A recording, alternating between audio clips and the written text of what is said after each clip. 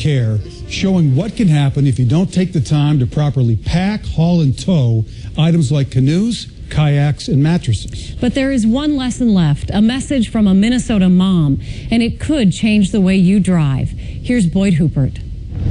We'll go on up here, okay? For many families, Memorial Day weekend is a time for travel. Okay. But this is one trip no wife and mother should ever have to make. Oh, there's Daddy and Izzy. Yeah. 3 years after the funerals, State Trooper Kelly McGraw still struggles with what he saw.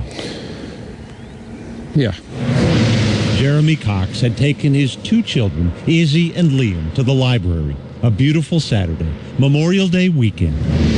A trailer being towed by a pickup truck approached in the other lane, then broke free.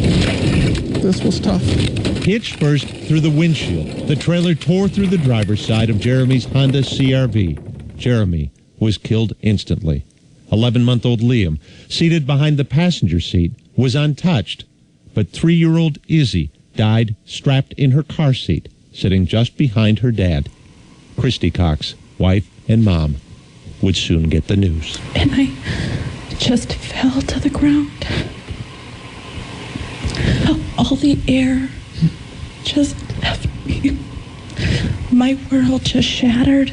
The entire community of Houston felt the loss. Jeremy was Christy's high school sweetheart, a volunteer firefighter, and president of the Friends of the Library. His parents owned the local hardware store, and Izzy owned all their hearts.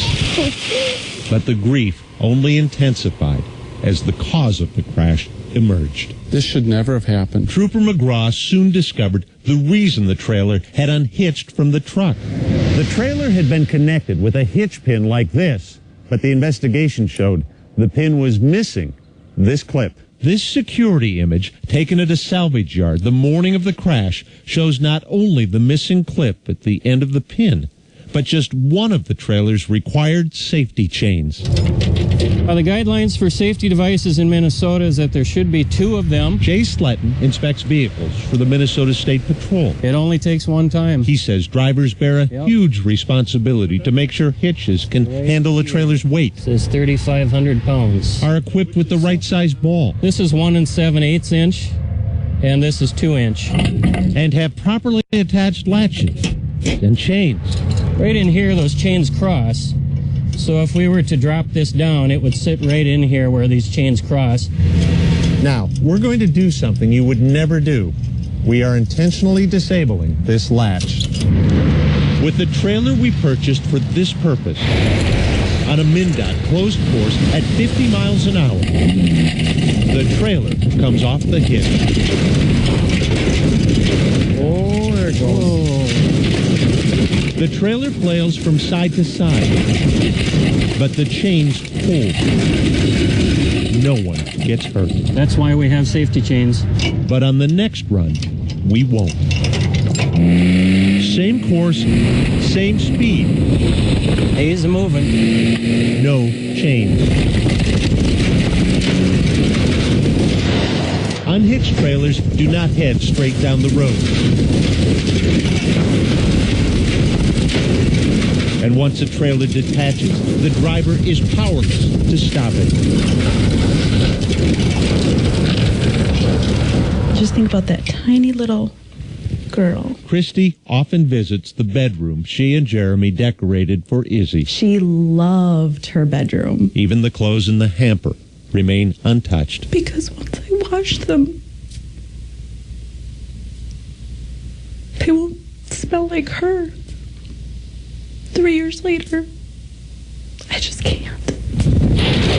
If Christy's loss is not reason enough for you to take a second look before heading out on the highway with a trailer, consider one other perspective. This is the booking photo of Amanda Engelhardt, who was driving the pickup pulling the trailer that killed Jeremy and Izzy. Just a split second. It's just one day. Changed my whole life. Changed someone else's whole family.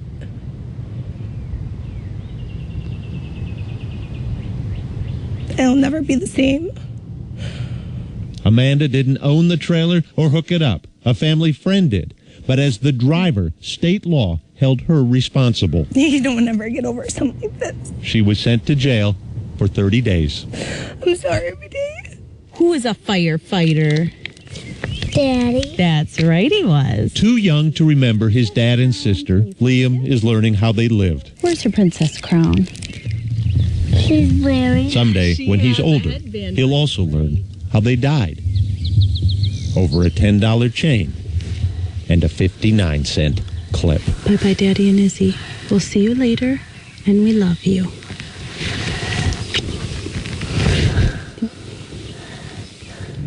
Going back to that dark day was not easy for Christy Cox, but she told us she agreed to the interview out of the hope that people who see the story will think about her husband and their daughter every time they hook up a trailer, that they'll check and double check to make sure both safety chains are connected and that all the clips and pins are in the proper place. The State Patrol has some great resources, a good refresher for experienced towers, a must for beginners. And we've set up links to that information on our website, KARE11.com. Boy, it was so powerful to see, like you said, it doesn't go straight down the road. You might think, well, if it comes off, it's not going to be that big of a deal, but just veered off immediately. You know, when we were doing that demonstration last week up at that MnDOT closed road, we asked the experts, the people from the Department of Public Safety and from the State Patrol, what's going to happen when that trailer comes off? They said it's anyone's guess. It's not predictable. Powerful story. Yes, indeed. Thanks, Boyd. Thank you, Boyd. You're welcome.